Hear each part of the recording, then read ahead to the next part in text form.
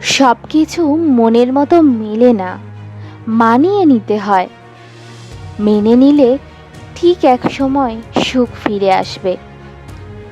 কারো বিরক্তির কারণ হওয়ার চেয়ে নিজের অভিমান নিয়ে বেঁচে থাকা অনেক ভালো।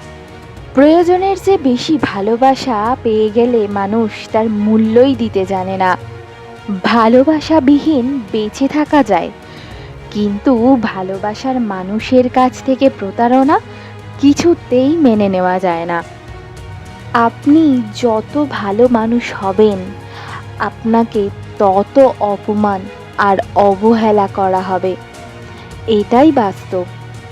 তুমি যার জন্য তোমার সব ভালো লাগা, সব ইচ্ছা, স্বার্থ ত্যাগ করবে, একদিন সেই বলবে, আমি কবে বলেছিলাম